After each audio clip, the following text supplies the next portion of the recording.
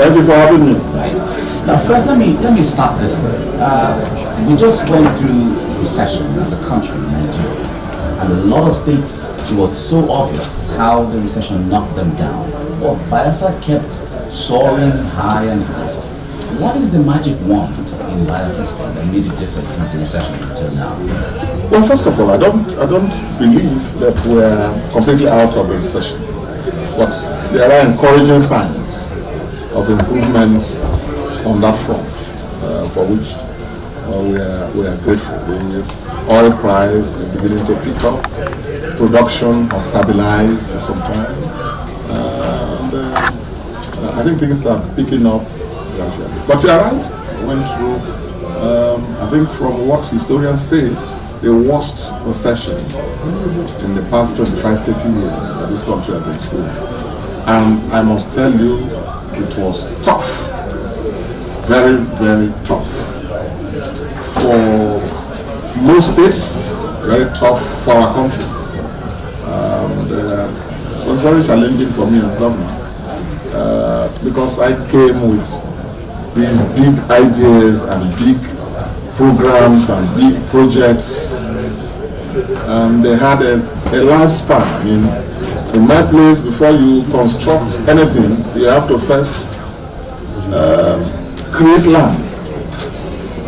I mean, it's as graphic as you have to create land before you put anything on top. And the normal gestation period for a number of these big ticket projects, and we're talking of massive roads and bridges and buildings and other forms of it, is 3-4 years and so on. And the recession came, and I had just rolled out an ambitious program of infrastructural, massive investments in infrastructure and investments in every sector.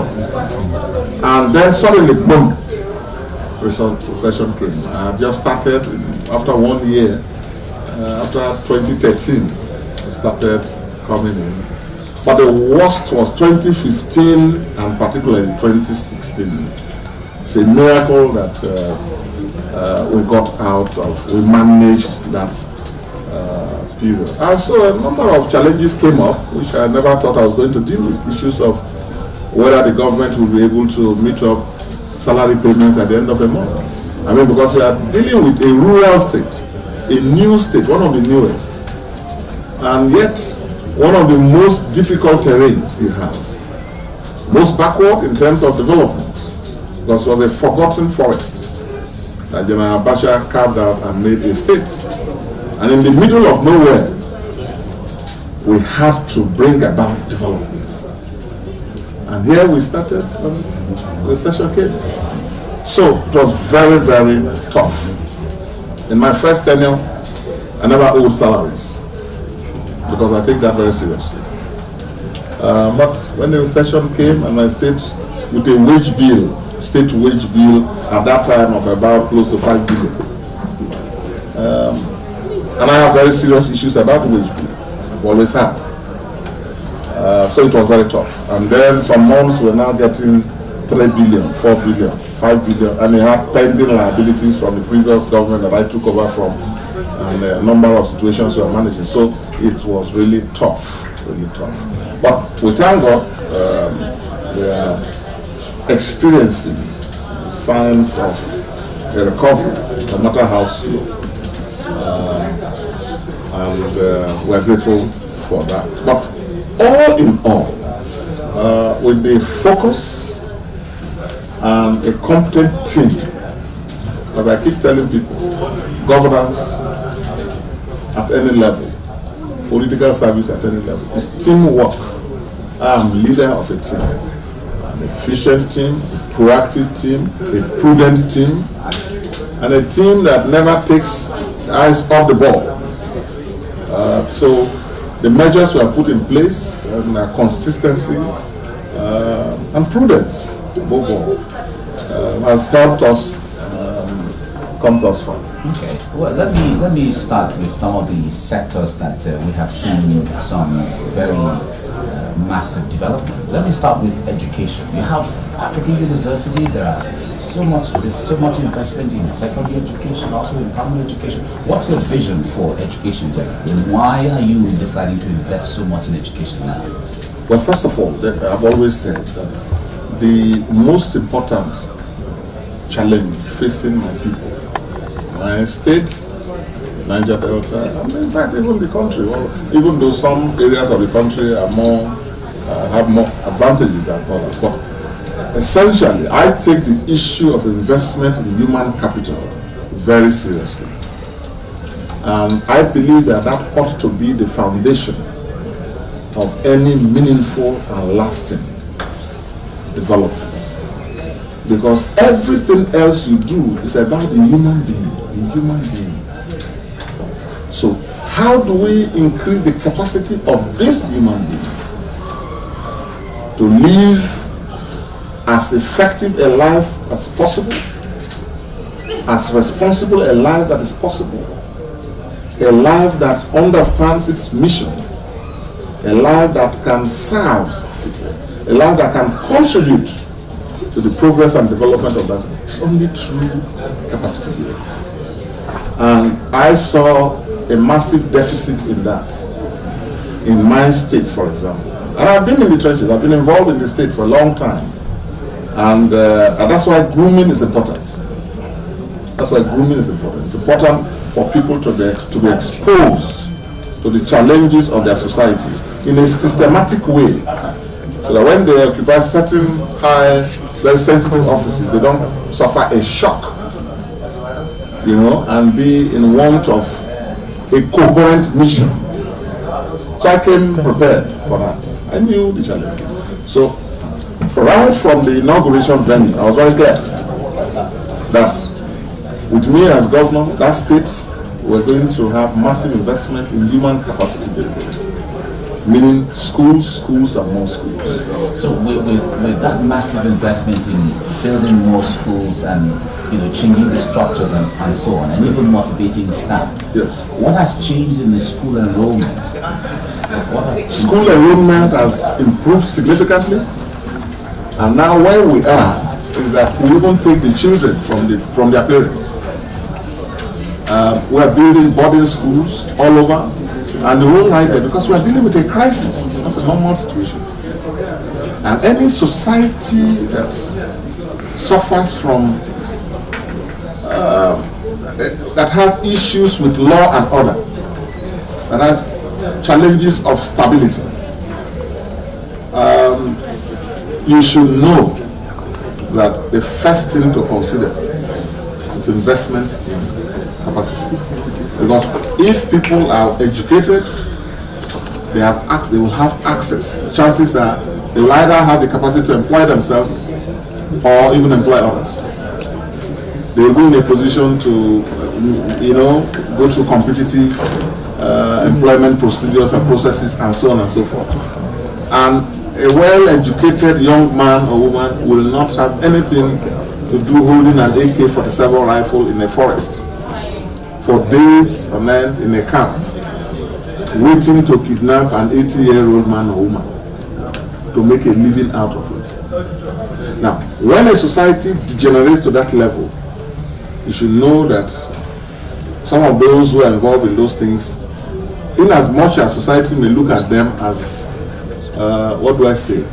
you can call them any name, but the truth is that they themselves are victims of the society.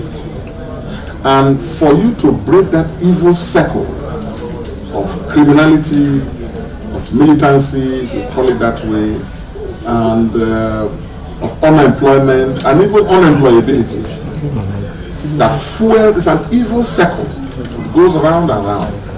When they are not educated, they have no jobs. When they are not, no jobs, there is restiveness. When there is restiveness, there's an upsurge in crime wave. There's tendency for drug abuse. So all of these things that fuel social unrest and crisis, you address them on the long term by investment in education. And what we have done is to build schools, in all areas, local government areas. Some local governments have 2.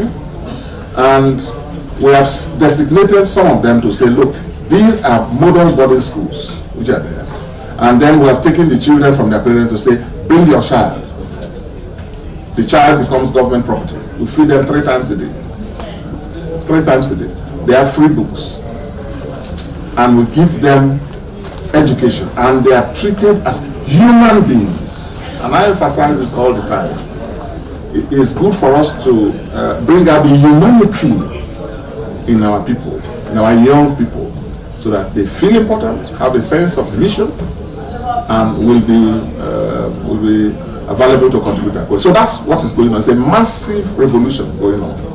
Now, there is a move by the state to react. What has really changed? At the time we saw the news made the round, in fact, there were TV reports and all of that. The former president, Olusegun Obasanjo, was in the state, and he made a categorical statement that he's going to be coming to Bayelsa State. Oh yes. Talk to us about it. Already we are seeing an influx of people, Nigerians from across the nation, coming to Bayelsa for one medical issue or the other. And that's very good. That's what we want. And we need actually more investments like that in this country. What has happened in Bayelsa is because we are very passionate about addressing the human condition. While it is good to build the roads and bridges and put down all these physical things that people see, in the end, the issues remain about how we have made life more worth living for the human being. Education. And then healthcare is the next.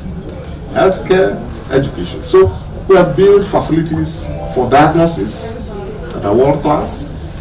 We have built hospitals with fully equipped. And unlike other states that are older, more cosmopolitan, that they have access to, they can attract private investments in these areas. Private schools, private hospitals, and so on. Airports were built by federal governments for them. Here I'm building an airport. The state is building an airport, 3.5 kilometers. So we are, as it were, scratching development from the rock in all spheres. Schools, hospitals. We have introduced, to make these policies lasting, we have introduced the Education Trust Fund, which is a levy, and we all pay. And that now has been created by law to fund this revolutionary intervention in education for the children of the poor, for everybody, no child left behind. The same thing for healthcare. After building and equipping these hospitals and facilities, we have created the Health Insurance Fund, which we all pay. The state pays 5% of IGL into it every month. And these are all independently managed. They don't come to the governor, they're independently managed, and I've appointed very competent professionals and leaders in their own right in these fields to run them. And I'm very grateful that we're receiving a lot of successes. Now poor people whose wives are giving birth, they no longer cry for support. Who are ill and their children, they no longer cry for support. They don't need to save money, they don't need to go begging. People don't need to die because they don't have money to pay for it. We have created all of this. And now, even with the challenges that we're having, the opposition, because you see, these are things we are creating from nowhere in the state. And I expected some pushback. But now, people are commending. They are now saying, my wife wanted to give, I didn't have money. Thanks to Governor Dixon. So we had free delivery. So that's important. That is serious. Now we're addressing mass housing. And from now till the end of this month and the remainder of my tenure, we're going to do a lot more in the area of housing. Mass housing, public housing for the poor, for the less privileged, for the low-income dwellers. And for me, I take my mandate as a mandate for the people, a mandate to support the people. Now, the other initiative we are pursuing now is the reforms of the public service to reduce inefficiencies and block wastages. My state has no business spending 5-something billion paying non-existent workers, fraudulent grade levels, and all that. I've been talking about it, I've been sensitizing, and we've been doing a lot of periodic checks from 2012 till now. When I took over in 2012, the wage bill was almost 6 billion. A state like Bayelsa, 6 billion. Now that was fraudulent, outright fraud, and it's not acceptable like this.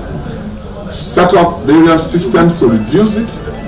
We are now at 4 billion at the state level, and still about 1.2 billion from the 8 local government areas. Now, I still think that this can come down. So, I've unfolded the last leg of the public sector reforms, which is going on. I know that 1 or 2 people will be affected. I'm sorry about that for them. I've got a job to do. We've got to sanitize the state for the future. All right, let's talk about some national issues. Recently, the federal government made a move to withdraw about or allocate about $1 billion from the excess crude account. And the president said it's something he wants to use to fight insecurity in the country. What's your position on that? Well, first of all, when this meeting took place, I wasn't there, but my state was represented. And I was briefed thereafter. But I have issues that I thought should be addressed, because whereas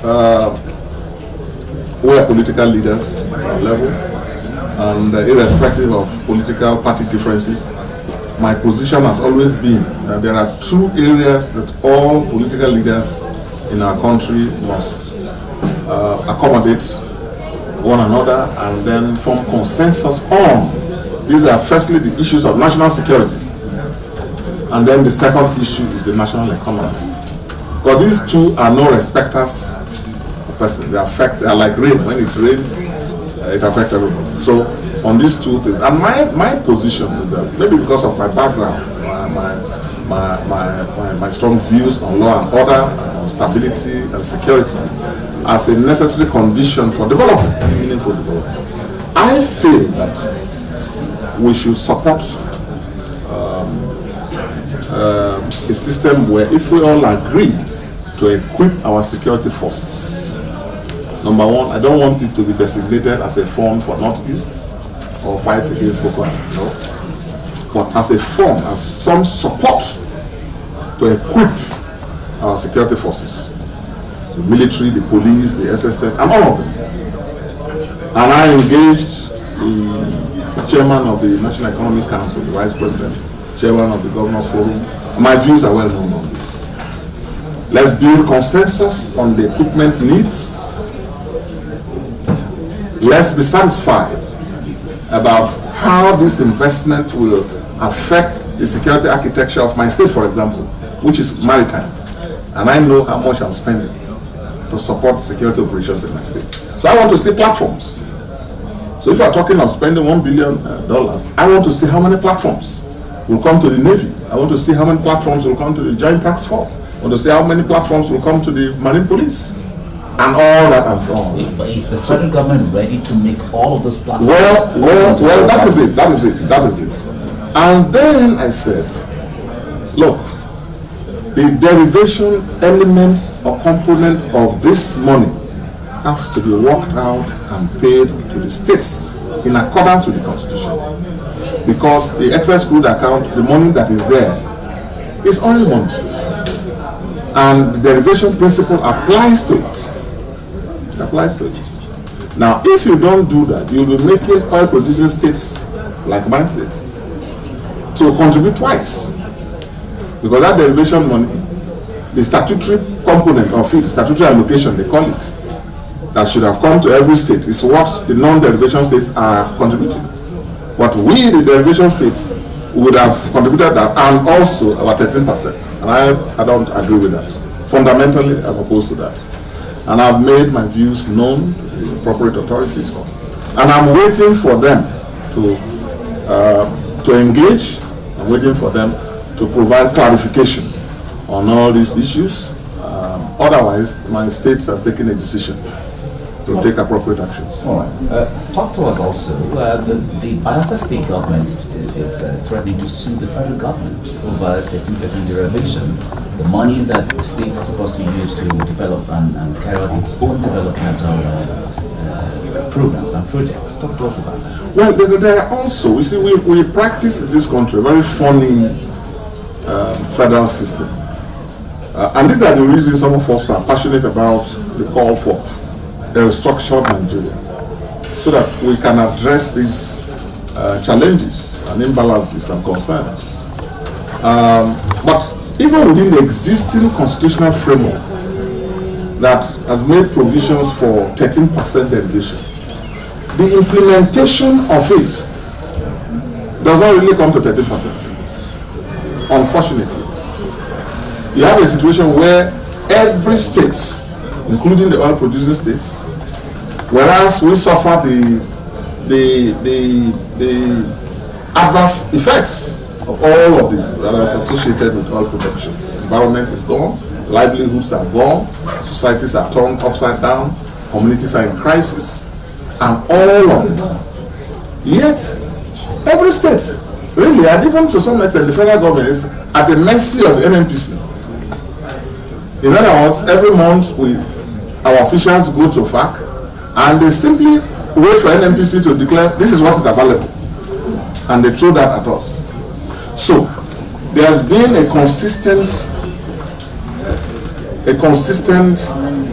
violation of the constitutional provisions regarding 13%, constitutional provisions to the effect that all funds that accrue to the federal government should be paid to the federation.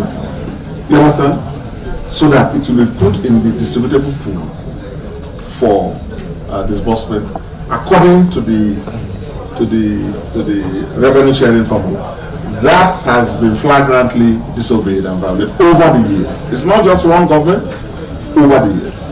And we feel that that element of federalism, fiscal federalism, even within the existing constitutional framework, we should address it. We don't have all the time right now, but I can't leave it to go without saying that when, at the end of your tenure, what legacy would you like to be remembered for by a system? Well, clearly my priorities and priorities of my government, law and order and stability. Our state is now one of the most stable states even within the Niger Delta, one of the most stable in Nigeria. That's the legacy that I think should endure. Whoever comes should build on and improve, because you can't have development in an environment that is insecure, that is unstable. Our investments in education, I'm passionate about that, because that's the tool that we can use to change our society, and it's already changing.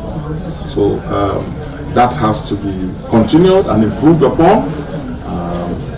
Our investments in healthcare need to be deepened, continued, and we are now introducing other ideas and initiatives on the economy, because the economy is the other big thing. When you educate the people, they've got to have jobs. They've got to be in a position to function and survive in an environment that is rewarding, in an economy. So we're building an airport, for example. Businesses need to come. We are trying our hands at a deep sea port. We need to have businesses there. We're building the industrial park, eco-industrial park. We want to attract businesses. Building a gas hub, a power hub. We want to use our abundant gas resources to generate power, to attract manufacturing, and so on and so forth. So all these are things initiatives that we think and we are confident that no matter, we will try to complete most of them. Some of them are nearing completion, and we expect that there should be some continuity to follow through on these matters, so that the people can have the full benefit of these investments and initiatives. Right, Your Excellency, Executive Governor of Bayelsa State, Dr. Seriki Dixon, thank you so much for talking to me. Thank you for having me. Thank you very much. Thank you for the great work you guys are doing in TVC. We wish you well. Thank you. Thank you.